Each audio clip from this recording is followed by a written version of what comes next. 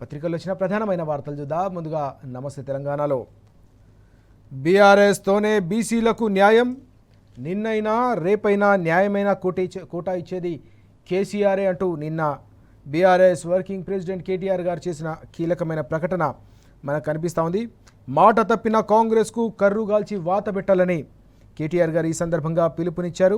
స్థానిక ఎన్నికల్లో బీఆర్ఎస్ను బంపర్ మెజారిటీతో గెలిపిస్తేనే రేవంత్ ప్రభుత్వం సెట్ రైట్ అవుతుందని ఈ సందర్భంగా ఆయన తేల్చి చెప్పిన సందర్భం కూడా కనిపించింది. పరకాలలో నిన్న పర్యటించారు కేటీఆర్ గారు. పోచంపల్లి ఫౌండేషన్ ఆధ్వర్యంలో గిఫ్ట్ ఏ స్మైల్ కార్యక్రమాన్ని నిర్వహించారు. మనం చూడొచ్చు. గిఫ్ట్ ఏ స్మైల్ కార్యక్రమంలో భాగంగా అక్కడ మహిళలకు అలాగే చిన్నపిల్లలకు వారందరికీ కూడా కేసీఆర్ కిట్లను అందించిన ఫోటో ఐటమ్ కూడా మనకు కనిపిస్తుంది. వాస్తవానికి కాంగ్రెస్ అధికారంలోకి వచ్చిన తర్వాత పూర్తిగా కేసీఆర్ కిట్ను నిలిపివేసిన పరిస్థితి. పేద పిల్లలకు కూడా మెరుగైన సౌకర్యాలు అందాలి. సంపన్న పిల్లలకు ఏ విధంగానైతే వారికి ఇంట్లో రకరకాల వస్తువులు, సబ్బులు కావచ్చు, పౌడర్ కావచ్చు, ఇతర వస్తువులు ఏ విధంగానైతే వారు అందించగలుగుతారో అదే నాణ్యత చిన్నపిల్లలకు అందాలి. దానికి పేదరికం అడ్డు కాకూడదనే ఒక సమున్నతమైన ఆలోచనతో ఆనాడు ముఖ్యమంత్రి గారు ఆ పథకాన్ని రూపకల్పన చేయడమే కాదు, లక్షల సంఖ్యలో కేసీఆర్ కిట్లు అందించారు.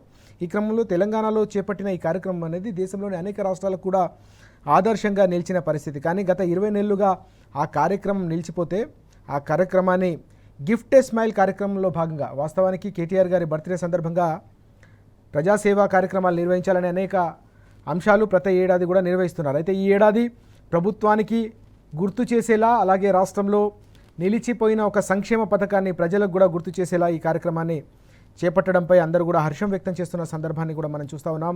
మహిళల తల్లుల ముఖాల్లో మనం ఆనందం చూస్తూ ఉన్నాం. పిల్లల ముఖాల్లో కూడా ఆనందం మనకు చాలా స్పష్టంగా కూడా కనిపిస్తుంది. ఈ క్రమంలోనే బీఆర్ఎస్తోనే బీసీలకు న్యాయం అనే ఒక కీలకమైన అంశాన్ని ఈ సందర్భంగా కేటీఆర్ గారు ప్రస్తావించిన సందర్భం కూడా కనిపించింది.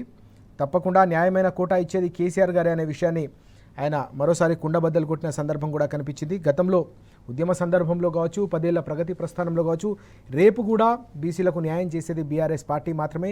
ఇతర పార్టీలు వాస్తవానికి ఇటు కాంగ్రెస్ కావచ్చు, అటు బీజేపీ కేవలం ఓటు బ్యాంకుగా మాత్రమే బీసీలను వాడుకుంటున్నాయనే అంశం కూడా ఇక్కడ పెద్ద ఎత్తున చర్చకు దారితీస్తున్న పరిస్థితి. ఎందుకంటే మనం చూసాం, అసెంబ్లీకి సంబంధించిన ఎన్నికల సందర్భంలో కామారెడ్డి డిక్లరేషన్ పేరిట బీసీలకు 42% రిజర్వేషన్లు కల్పిస్తాం చట్టబద్ధంగా స్థానిక సంస్థల్లో అని చెప్పేసి హామీ ఇచ్చిన కాంగ్రెస్ పార్టీ దాదాపు 20 నెలలు గడుస్తోంది.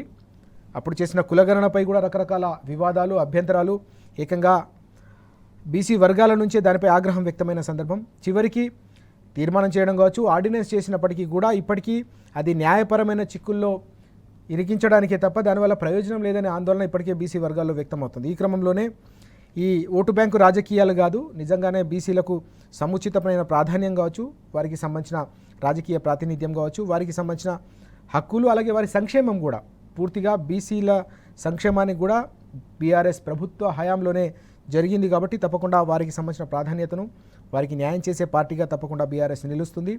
అది గతంలో కూడా కేసీఆర్ గారి ఆధ్వర్యంలో ఏ విధంగానైతే నిన్న న్యాయమైన కోటా కావచ్చు, న్యాయమైన హక్కులు కావచ్చు, న్యాయమైన సంక్షేమ పథకాలు కావచ్చు అందాయో, రానున్న రోజుల్లో కూడా ఇతర పార్టీలా కాకుండా, మోసం చేయడం కాకుండా పూర్తిగా ఒక ప్రణాళికాబద్ధంగా ప్రక్రియను చేపట్టడమే కాకుండా వారికి న్యాయం చేసే పార్టీగా ఇప్పటికే బీసీ వర్గాలు కూడా గుర్తిస్తున్న అంశం ఇక్కడ పెద్ద ఎత్తున చర్చకు దారితీస్తున్న సందర్భం. అలాగే మరొక కీలకమైన అంశం కూడా కనిపిస్తుంది. కీటెక్స్కి సంబంధించి కీటెక్స్ అనే సంస్థ వాస్తవానికి ఎంతో కష్టపడి కరోనా టైంలో కేటీఆర్ గారు హైదరాబాద్కు తీసుకొచ్చిన సందర్భం.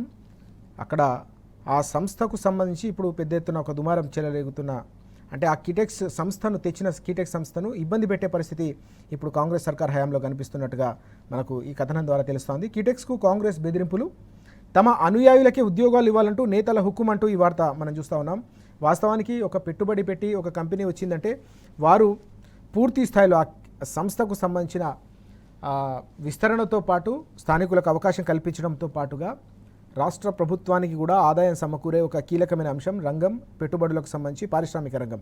ఇప్పుడు వారిని ఈ విధంగా తమ అనుయాయులకు మాత్రమే ఉద్యోగాలు ఇవ్వాలంటూ స్థానిక నేతలు హుకుం జారీ చేయడంతో కీటెక్స్ సంస్థ ఇబ్బంది పడుతున్నట్టుగా కనిపిస్తుంది. ఇలాంటి పరిణామాలు నిజంగా కూడా పారిశ్రామిక వర్గాల్లో తీవ్రమైన ఆందోళన కారణమవుతాయనే అంశం కూడా మనం ఇక్కడ గమనించాల్సిన అవసరం ఉంది. తమ అనుయాయులకే ఉద్యోగాలు ఇవ్వాలంటూ నేతల హుకుం, రేవంత్ సర్కార్ గుండాయిజంతో పరిశ్రమలు తరలిపోయే ప్రమాదం ఉన్నట్టుగా మనకు ఈ వార్త ద్వారా తెలుస్తోంది. కాకతీయ టెక్స్టైల్ పార్కులో కాంగ్రెస్ సర్కారు మరో మెగా మోసం. 160 కోట్లు కొల్లగొట్టేందుకు సిద్ధమైన రేవంత్ రెడ్డి బ్యాచ్. దీనిపై అసెంబ్లీలో నిలదీస్తాం కేటీఆర్ అంటూ వార్త. నిన్న కేటీఆర్ గారు దీనిపై కూడా పెద్ద ఎత్తున స్పందించి తీవ్ర స్థాయిలో ఆగ్రహం వ్యక్తం చేశారు. తాము కష్టపడి తెలంగాణ భవిష్యత్తు కోసం తెలంగాణలో చేనేత కార్మికులకు వారికి నేతన్నలకు పెద్ద ఎత్తున ఉపాధి కల్పించడంతో పాటు స్థానికంగా ఉన్న మహిళలకు కూడా ఉపాధి అవకాశాలు కల్పించడం ద్వారా వారు జీవితంలో నిలదొక్కునే ఒక అద్భుతమైన అవకాశాన్ని కల్పించేందుకు ఈ కంపెనీని మెప్పించి ఒప్పించి అనేక రాష్ట్రాలు పోటీ పడుతూ ఉన్నా కూడా వాటిని కాదని వాళ్ళను హైదరాబాద్కు, తెలంగాణకు, అలాగే జిల్లాలకు కూడా తీసుకొచ్చిన సందర్భం. ఇలాంటి కీలకమైన సంస్థలను మనం తీసుకొస్తే వాటిని కాపాడుకొని వాటి విస్తరణకు బాటలు వేయాలి తప్ప వారిని ఈ విధంగా ఇబ్బంది పెట్టడం, తమ అనుయాయులకు ఉద్యోగాలు ఇవ్వాలని చెప్పేసి ఒత్తిడి తీసుకొస్తే వాళ్ళు పరిశ్రమలు నడుపుకోవడం ఎలా అనేది ఇప్పుడు కీలకంగా మారుతున్న సందర్భం. వారు కూడా ఆగ్రహం వ్యక్తం చేస్తున్న పరిస్థితి. పారిశ్రామిక వర్గాలు కూడా ఇలాంటి వైఖరిని తప్పుపడుతున్న సందర్భం కూడా కనిపిస్తుంది. తెలంగాణ అనేది పెట్టుబడులకు స్వర్గధామంగా ఉన్న సందర్భం. ఉపాధి అవకాశాలకు ఒక అక్షయ పాత్రగా కేటీఆర్ గారి సారథ్యంలో తెలంగాణ నిలిచిన పరిస్థితి. 25 లక్షలకు పైగా ప్రైవేట్ రంగంలో అప్పుడు ఉపాధి అవకాశాలు ఏ విధంగా విస్తరించాయో మనం చూసాం. కేవలం హైదరాబాద్ వేదికగానే కాకుండా జిల్లాలలో కూడా టైర్ 2 సిటీస్లో అంటే ద్వితీయ శ్రేణి నగరాలను కూడా ఒక అద్వితీయంగా తీర్చిదిద్దిన ఘనత కేటీఆర్ గారి సొంతం మనం చూసినాం. అది దానివల్ల ఫలితాలు కూడా తెలంగాణ యువత అనుభవించిన వారికి సంబంధించిన లాభాలు కావచ్చు, వారికి సంబంధించిన ఫలితాలు, ఉద్యోగ అవకాశాలు కూడా లభించిన పరిస్థితి. ఇప్పుడు ఈ విధంగా కేవలం తమ అనుయాయులకు ఉద్యోగాలు ఇవ్వాలని ఏదైతే ఒత్తిడి పెంచుతున్నట్టుగా వస్తుందో వార్త కావచ్చు, అక్కడ వస్తున్న వ్యవహారం కావచ్చు, ఇదంతా కూడా పారిశ్రామిక రంగాన్ని ఇబ్బంది పెట్టే పరిస్థితి. ఇలాంటి పరిణామాలు మంచివి కావని నిన్న కేటీఆర్ గారు చాలా సూటిగా, చాలా స్పష్టంగా రాష్ట్ర సర్కారును హెచ్చరించిన సందర్భం కూడా మనకు కనిపించింది. మరిన్ని వార్తలు చూద్దాం. మరో కీలకమైన అంశం మనకి ఇక్కడ కనిపిస్తూ ఉంది. దాదాపు 111 మంది విద్యార్థినులకు తీవ్ర అస్వస్థత. ఉయ్యాలవాడ బీసీ గురుకులంలో ఫుడ్ పాయిజన్ అంటూ ఈ వార్త మనం చూస్తూ ఉన్నాం. 1 కాదు 2 కాదు ఏకంగా 100 మందికి పైగా దాదాపు 111 మంది విద్యార్థినులు కలుషిత ఆహారం తిని వారంతా కూడా ఆసుపత్రి పాలైన పరిస్థితి కనిపిస్తూ ఉంది. కడుపు నొప్పి, వాంతులతో రాత్రంతా కూడా వారంతా మొన్న అవస్థలు పడ్డారు. పులిసిన పెరుగు, నాణ్యత లేని పకోడీలే కారణం. వైద్యశాలకు తరలించడంలోనూ సిబ్బంది తీవ్రమైన నిర్లక్ష్యం వహించినట్టుగా కనిపిస్తూ ఉంది. వాస్తవానికి ముందు రోజే ఏ రోజైతే ఈ ఇబ్బంది తలెత్తిందో ఆ రోజు రాత్రి కాకుండా ఈ మొత్తం వ్యవహారంపై బీఆర్ఎస్ పెద్ద ఎత్తున ప్రభుత్వంపై ఒత్తిడి పెంచడం, స్థానికంగా ఉన్న విద్యార్థుల తల్లిదండ్రులు కూడా ఆగ్రహం వ్యక్తం చేసిన తర్వాత మాత్రమే వారిని వైద్యశాలకు, హాస్పిటల్కు తరలించారని అది వ్యవహారం కూడా దుమారం రేపుతున్న పరిస్థితి కనిపిస్తూ ఉంది. దవాఖానాల్లో అత్యుత్సాహం చూపిన పోలీసులు హైడ్రామా సృష్టించి కోలుకోకముందే పిల్లల డిశ్చార్జ్ అనే వార్త కూడా మనం కీలకంగా చూడాలి. వాస్తవానికి వారికి సాధారణంగానైతే వారికి నాణ్యమైన భోజనం పెట్టాలి, సరైన సమయంలో మంచి భోజనం అందించాలి. కానీ భోజనంలో ఈ విధంగా కలుషిత ఆహారం పెట్టడమే ఒక ఇబ్బందికరమైన పరిణామం అయితే చివరికి వారిని ఆసుపత్రికి తరలించిన తర్వాత వారికి సరైన చికిత్స అందించకుండానే ఆగమేఘాల మీద తిరిగి వారిని హాస్టళ్లకు తరలించడం, తల్లిదండ్రులకు అప్పగించడం అనేది ఇక్కడ వివాదంగా మారుతున్న పరిస్థితి. కేవలం బీఆర్ఎస్ నేతలు అక్కడికి వెళ్ళి పరామర్శ కోసం వెళ్తున్న పరిస్థితి. దాంతోపాటుగా పరిస్థితి ఏ విధంగా ఉందో తెలుసుకునే ప్రయత్నం చేసేందుకు మాజీ మంత్రి హరీష్ రావు గారు అక్కడికి వెళ్తున్నారనే విషయం తెలుసుకున్న తర్వాత మాత్రమే ఆగమేఘాల మీద విద్యార్థులను అక్కడి నుంచి పంపించేశారనే ఒక అంశం తెరపైకి వచ్చిన సందర్భాన్ని మనం చూసాం. ఆ వివరాలు కూడా చూద్దాం. మనం చూస్తున్నాం ఇక్కడ గురుకులాల్లో భ్రష్టు పట్టించిన ఈ వ్యవహారాన్ని నిన్న పెద్ద ఎత్తున హరీష్ రావు గారు ఎండగట్టిన సందర్భం కూడా మనకు కనిపిస్తోంది. విద్యార్థులతో మాట్లాడుతున్న మాజీ మంత్రి హరీష్ రావు అంటూ ఈ వార్త మనం చూస్తూ ఉన్నాం. కింద నేలపై కూర్చొని విద్యార్థుల అవస్థలను ఆయన తెలుసుకుంటున్న పరిస్థితిని కూడా మనం చాలా స్పష్టంగా మనం చూడొచ్చు. ఇక్కడ ఎంత దారుణంగా పరిస్థితి ఉందంటే వాళ్ళంతా కూడా చెప్తా ఉంటే అందరూ కూడా కంటతడి పెట్టుకుంటున్న పరిస్థితి. గత కొన్ని రోజులుగా, కొన్ని నెలలుగా ఏ విధంగా హాస్టల్లో అత్యంత కలుషితమైన ఆహారం పెట్టి తమ ప్రాణాలతో ఇలా చెలగాటమాడుతున్నారో విద్యార్థులంతా కూడా పూసగుచ్చినట్టు వ్యవహరించిన సందర్భం. చిన్నపిల్లలు, వాస్తవానికి వారు అభంశుభం తెలియని పిల్లలు, చదువు కోసం, ఉన్నత భవిత కోసం వారంతా కూడా హాస్టళ్లలో చేరి ఎన్నో కోటి ఆశలు పెట్టుకుంటూ ఉంటారు. వారి తల్లిదండ్రులు కూడా పిల్లలు ఎదిగి తమ కాళ్ళపై తాము నిలబడడంతో పాటు తమకు కూడా ఆసరాగా నిలుస్తారని తల్లిదండ్రులు కూడా హాస్టళ్లలో చేర్పిస్తారు. గతంలో 10 ఏళ్ల పాటు ఏ విధంగా గురుకుల హాస్టళ్లకు ఉన్న డిమాండ్ మనం చూసాం, గురుకుల విద్యాలయాలకు ఉన్న డిమాండ్ మనం చూసాం. కానీ క్రమంగా విద్యా ప్రమాణాలు పడిపోవడం, చివరికి వారికి సరైన విద్య కాదు కదా, సరైన భోజనం కూడా అందించలేని పరిస్థితి, వారు ఆసుపత్రి పాలవుతున్న అంశంపై మాత్రం పౌర సమాజం గురించి కూడా పెద్ద ఎత్తున ఆగ్రహం వ్యక్తమవుతున్న పరిస్థితి. ప్రభుత్వానికి సంబంధించిన బాధ్యత ఇది, బరువు కాదు. ఆ బరువుగా భావిస్తోందా ప్రభుత్వం? బాధ్యతను మరుస్తోందా, లేక కేసీఆర్ గారి ఆనవాళ్లను చెరిపియాలన్న ఒక పన్నాగంలో భాగంగా ఇదంతా చేస్తోందా అనే అనుమానాన్ని కూడా బీఆర్ఎస్ నేతలు ఇప్పటికీ వ్యక్తం చేస్తూ ఉన్నారు. హరీష్ రావు గారు కూడా చాలా కీలకమైన కామెంట్లు చేశారు. నిన్న మనం చూసాం, ప్రభుత్వంపై పెద్ద ఎత్తున ఆగ్రహం కూడా వ్యక్తం చేశారు. కాంగ్రెస్ ప్రభుత్వ నిర్లక్ష్యం అలాగే చాతగానితనంతో ఈ మొత్తం ఫుడ్ పాయిజన్ ఘటనలు జరుగుతున్నాయని ఆయన తీవ్రస్థాయిలో మండిపడిన పరిస్థితి. దాదాపు వేల సంఖ్యలో విద్యార్థులు ఆసుపత్రుల పాలైతే చనిపోయిన వాళ్ళ సంఖ్య 100కు పైగా విద్యార్థులు నిజంగా 20 నెలల్లో వారంతా కూడా మృత్యువాత పడడం, మరణ మృదంగం మోగడం అనేది అత్యంత బాధాకరం. ఆ తల్లిదండ్రులకు కడుపు కోతను మిగిల్చడం అనేది అందరినీ కూడా తీవ్రమైన కంటతడి పెట్టిస్తున్న అంశం ఇది. ప్రాణం పోతే తిరిగి రాదు వాస్తవానికి. అట్లాంటి కీలకమైన అంశంలో కూడా ఇలాంటి నిర్లిప్తత కావచ్చు, నిర్లక్ష్యం వహించడం అనేది క్షమించరాని నేరమని నిన్న హరీష్ రావు గారు తీవ్ర స్థాయిలో మండిపడ్డారు. ఇప్పటికైనా ఈ వ్యవస్థను మార్చాలి. విద్యా వ్యవస్థను ముఖ్యమంత్రి తన వద్ద పెట్టుకొని, విద్యాశాఖ తన వద్ద పెట్టుకొని ఈ విధంగా నిర్లక్ష్యం చేయడం అనేది భావ్యం కాదు, అత్యంత దారుణమైన విషయం అని చెప్పేసి హరీష్ రావు గారు ఆగ్రహం వ్యక్తం చేయడంతో పాటు రానున్న రోజుల్లో తప్పకుండా దీనిపై పోరాటం చేస్తాం, ప్రభుత్వం మెడల్ వంచుతామని కూడా ఆయన ఆగ్రహం వ్యక్తం చేశారు. విద్యార్థులకు ఏం జరిగినా దానికి ప్రభుత్వానిదే బాధ్యత, ముఖ్యమంత్రిదే బాధ్యత అని కూడా ఆయన నిలదీసిన సందర్భం కూడా మనం చూస్తూ ఉన్నాం. అలాగే ఇక్కడ కేటీఆర్ గారు కూడా స్పందించారు, మనం చూస్తూ ఉన్నాం. బీఆర్ఎస్ వర్కింగ్ ప్రెసిడెంట్ కేటీఆర్ గారు కూడా తీవ్రమైన ఆగ్రహం వ్యక్తం చేసిన సందర్భం. సొంత జిల్లాలోనే ఫుడ్ పాయిజన్ ఘటనలు ఈ స్థాయిలో జరుగుతూ ఉంటాయి, ఇక ఇతర జిల్లాల పరిస్థితి ఎట్లా ఉంటుంది అని చెప్పి ముఖ్యమంత్రిని కేటీఆర్ గారు సూటిగా నిలదీసిన సందర్భం కనిపిస్తుంది. విద్యార్థులకు నాణ్యమైన భోజనం కూడా మీరు పెట్టలేరా అని చెప్పి ఆయన నిలదీసిన పరిస్థితి. గతంలో మిస్ వరల్డ్ పోటీల కోసం లక్షలు ఒక్కో ప్లేట్కు ఖర్చు చేసిన ప్రభుత్వం కనీసం భోజనం కూడా పెట్టని పరిస్థితి అనేది అత్యంత దుర్మార్గమని ఆయన మండిపడ్డారు. గతంలో అసలు వాస్తవానికి హాస్టల్లో కావచ్చు, స్కూళ్ళలో ఆ టిఫిన్ కార్యక్రమాన్ని కూడా ఉదయం వారికి టిఫిన్ కార్యక్రమాన్ని కూడా ప్రారంభించిన సందర్భం, వాటిని కూడా మధ్యలోనే ఆపేసి విద్యార్థులను ఇబ్బందులకు గురి చేస్తున్నారనే అంశం కూడా కనిపిస్తూ ఉంది. మనం చూస్తున్నాం విద్యార్థులు ఎట్లా అవస్థలు పడుతున్నారో. హాస్పిటల్లో ఒక్క బెడ్ పైన 3 విద్యార్థులను పడుకోబెట్టేసి అక్కడ కూర్చోబెట్టేసి వారికి చికిత్స అందించాల్సిన పరిస్థితి. అంటే ఆసుపత్రి బెడ్లు కూడా అక్కడ సరిపోతలేవు అనేది దీనివల్ల మనకు స్పష్టంగా కనిపిస్తుంది. నాగర్ కర్నూలు జిల్లా దవాఖానలో విద్యార్థులు ఒక్కొక్క బెడ్ మీద 2, 3, ఒక బెడ్ మీద అయితే 4 కనిపిస్తూ ఉన్నారు. చివరికి ఇంత దారుణమైన పరిస్థితి ఎందుకు తలెత్తుతుందో ప్రభుత్వం కూడా ఒక ఆత్మ పరిశీలన చేసుకోవాలనే డిమాండ్ కూడా వినిపిస్తున్న సందర్భం.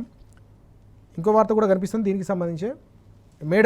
మాడన్నమే పరమన్నం, మొత్తం మాడిపోయిన అన్నం పెడుతున్నారు, కిచిడి పెడుతున్నారు.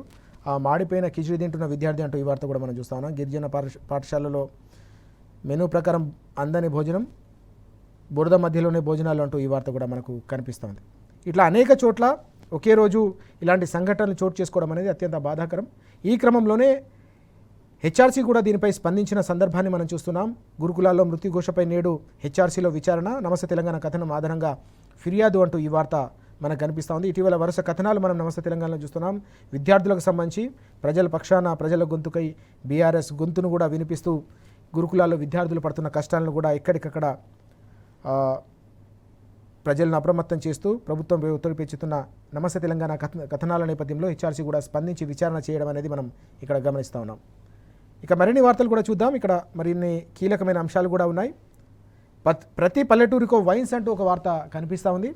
అమ్మకాలు తగ్గిన దుకాణాలు గ్రామాలకు తరలింపు అంటూ మరో వార్త కూడా మనం చూస్తూ ఉన్నాం.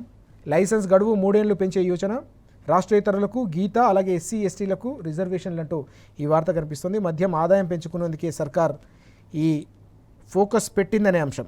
వరుస ఎన్నికల నేపథ్యంలో ముందస్తు టెండర్లు పిలవాలనే ఒక ఆలోచన కూడా. వాస్తవానికి ఇప్పటికే వైన్స్కు సంబంధించి కావచ్చు, మద్యం దుకాణాలకు సంబంధించిన సంఖ్య అలాగే బార్లకు సంఖ్య పెరుగుతుందనే ఆందోళన ఇప్పటికే వ్యక్తమవుతున్న పరిస్థితి. ప్రభుత్వం తన సంపదను, రాష్ట్ర సంపదను పెంచుకోవాలంటే ఇతర మార్గాలను అన్వేషించాలి తప్ప కేవలం మద్యాన్ని ఏరులై పారించేసి ఈ విధంగా చివరికి పల్లెటూర్ల వరకు కూడా వైన్స్ తీసుకెళ్లడం అనేది అత్యంత ఆందోళనకరమైన పరిణామం. దీనికి సంబంధించిన పర్యవసనాలు అత్యంత దారుణంగా ఉండే అవకాశం ఉంది.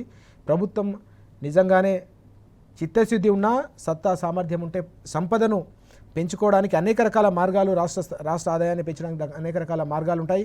2010 నుంచి 2014 నుంచి 2024 వరకు దాదాపు 10 ఏళ్ల బీఆర్ఎస్ ప్రస్థానంలో ఏ విధంగా రాష్ట్రంలో సంపద సృష్టి జరిగింది, ఆ సంపదను మళ్ళీ పల్లెల్లోని గడపలకు ఏ విధంగా చేర్చారో కేసీఆర్ గారు తెలంగాణ సమాజం చూసింది. కానీ ఇప్పుడు ఏకంగా మద్యాన్ని మాత్రమే నమ్ముకొని, మద్యాన్ని అమ్ముకొని మాత్రమే ఆదాయాన్ని పెంచుకోవాలనే ఈ పరిణామాలు తెలంగాణకు మంచివి కావనే అంశం ఇక్కడ మనకు కీలకంగా కనిపిస్తున్న సందర్భం కూడా మనం చూస్తూ ఉన్నాం. మరిన్ని వార్తలు చూద్దాం. ఒక కమిటీ 100 చిక్కులు శీర్షికన ప్రధానమైన మరో కీలకమైన వార్త కనిపిస్తుంది. తెలంగాణ జల వనరులను ఏ విధంగా దోపిడీ చేసే ప్రయత్నం చేస్తూ ఉన్నారో దానికి సంబంధించిన కథనం ఇది. దేశ సాగునీటి రంగంలో బనకచెర్ల పెద్ద ఎత్తున చిచ్చురేపుతున్న పరిస్థితి. చట్టాలు ట్రైబ్యునల్ల మనుగడను కూడా పూర్తిగా కమిటీ పేరిట ప్రశ్నార్థకం చేస్తున్నారనే అంశం మనకి ఇక్కడ కనిపిస్తుంది. వాటిని అపహాస్యం చేసేలా రేవంత్ ప్రతిపాదన అనేది. వాస్తవానికి ఇటీవల ఒక కమిటీని పెడతాం, కమిటీ 30 రోజుల లోపల తేల్చేస్తుంది. గోదావరి కృష్ణా జలాలకు సంబంధించి దశాబ్దాలుగా ఉన్న సమస్యలన్నీ కూడా తేల్చుతుందని చెప్పేసి రాష్ట్ర ప్రభుత్వం ఏదైతే ప్రతిపాదన తెచ్చిందో, ఈ కమిటీ అనేది 100 చిక్కులకు రానున్న రోజుల్లో పూర్తిగా ఆజ్యం పోసే ప్రమాదం పొంచి ఉందనే అంశం కూడా ఇక్కడ మనకు కనిపిస్తుంది. దేశంలో సాగునీటి రంగంలో ఇది మొత్తం చిచ్చురేపే అవకాశం ఉన్నట్టుగా కూడా చాలా స్పష్టంగా కనిపిస్తుంది. ఎందుకంటే ఇప్పటికే మనం చూస్తున్నాం, ట్రైబ్యునల్ ఉన్నాయి, అనేక రకాల చట్టాలు ఉన్నాయి. వాటి మనుగడ ఏంటి, మరి వాటి పని ఏంటి, అవేం చేస్తాయనేది ఇక్కడ ప్రశ్నార్థకం అవుతున్న పరిస్థితి. దీంతోపాటు ఈ కమిటీలో వాస్తవానికి ఉండేదెవరు, కమిటీలో ఉన్న వ్యక్తులు పూర్తిగా తెలంగాణకు సంబంధించిన హక్కులను కాపాడే విధంగా వాదన వినిపిస్తారనే నమ్మకం ఎవరికి ఉంది అనేది కూడా ఇక్కడ ప్రశ్నార్థకంగా మారుతున్న పరిస్థితి. కమిటీ సభ్యులంతా కూడా కేవలం తెలంగాణ గొంతు కోసేలా వ్యవహరించే అవకాశం కూడా పొంచి ఉందనే ఆందోళన కూడా వ్యక్తమవుతోంది. 2 రాష్ట్రాల ఇంజనీర్లు మిగులును ఎట్లా తేలుస్తారు, మిగులుపై కడితే కేటాయింపులు ఎలా ఉంటాయి, వాటికి రక్షణ ఏది, బనకచెర్ల కమిటీపై నిపుణుల్లో పెద్ద ఎత్తున ఆందోళన. రాష్ట్రానికి మరో మరణ శాసనమని హెచ్చరిక. కమిటీలతో తేలితే అంతర్రాష్ట్ర చట్టాలు ఎందుకు ఇక ఇన్ని సంవత్సరాలుగా, ఇన్ని దశాబ్దాల పాటు ఇన్ని రకాల చట్టాలు కావచ్చు, ఇన్ని రకాల ట్రైబ్యునల్, గోదావరి కావచ్చు, కృష్ణా ట్రైబ్యునల్ల మనుగడను మీరు ప్రశ్నార్థకం చేస్తున్న పరిస్థితి. కమిటీలతోటే నిజంగానే సమస్యలు పరిష్కారం అయితే అనేక రాష్ట్రాల్లో కూడా ఎందుకు ఇలాంటి వ్యవహారాలు ఉన్నాయనేది కూడా ఇప్పుడు చిచ్చు రేపుతున్న పరిస్థితి. బనకచెర్ల అంటే ఏపీ తెలంగాణకు సంబంధించి వ్యవహారమే కాదు, ఇప్పుడు దేశ సాగునీటి రంగంలో కూడా చిచ్చు రేపుతుందనే అంశం కూడా మనకు కనిపిస్తుంది. ఇక మరో వార్త, రేవు పార్టీలో ఎంపీ కార్ అంటూ ఒక వార్త మనకు కనిపిస్తుంది. పట్టుబడిన టయోటా కార్పై ఎంపీ స్టిక్కర్ ఉంది. కారు గుంటూరుకు చెందిన టీడీపీ నేతదేనా, అందులో వచ్చిందెవరు, దానిపై పోలీసుల ఆరా, అది తమ దృష్టికి రాలేదన్న అంశం అంటూ ఇక్కడ కనిపిస్తూ ఉంది. ఈ కారు ఎవరిది అనేది ఇప్పుడు పెద్ద ఎత్తున సంచలనంగా మారుతున్న పరిస్థితి కూడా కనిపిస్తుంది. దీనిపై పూర్తి వివరాలు పోలీసుల విచారణలో తేల్చాల్సిన అవసరం ఉంది. ఇక మరొక కీలకమైన వార్త కూడా మనం చూస్తూ ఉన్నాం. పోలీసులు బెదిరించారని చెప్పేసి బీఆర్ఎస్ కార్యకర్త ఆత్మహత్య యత్నానికి సంబంధించిన వార్త. ఇటీవల ఇలాంటి సంఘటనలు పెరిగిపోతున్న పరిస్థితి.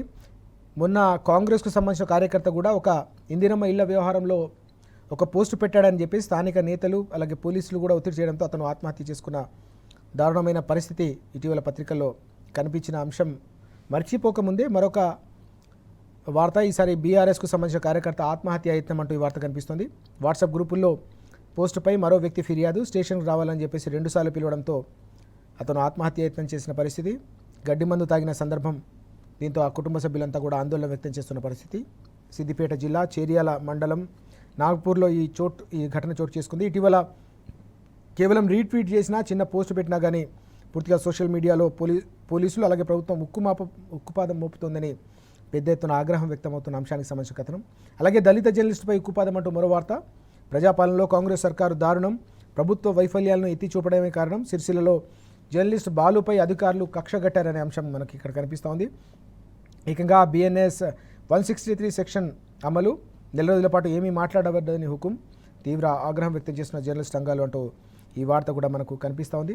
ఒక దళిత జర్నలిస్టుపై ఈ విధంగా 163 సెక్షన్కు సంబంధించిన అమలు చేయడం అనేది అత్యంత దారుణంగా ప్రతి ఒక్కరు కూడా భావిస్తూ ఉన్నారు. జర్నలిస్ట్ సంఘాలు కూడా ఈ పరిణామంపై తీవ్ర ఆగ్రహం వ్యక్తం చేస్తూ ఉన్నాయి. ప్రజాపాలన పేరిట ఈ విధంగా ప్రజా గొంతుకలను అణచివేయడం అనేది అత్యంత దారుణమైన విషయం అని చెప్పేసి వారంతా కూడా ఆగ్రహం వ్యక్తం చేస్తున్న సందర్భం మనకు కనిపిస్తుంది. సిరిసిల్లలో జర్నలిస్టు బాలుపై అధికారులు కక్షగట్టిన ఈ పరిణామం నేపథ్యంలో జర్నలిస్ట్ సంఘాలన్నీ కూడా ప్రభుత్వం తన వైఖరిని మార్చుకోవాలని క్షేత్రస్థాయిలో డిమాండ్ చేస్తున్న పరిస్థితి కూడా మనకు కనిపిస్తోంది.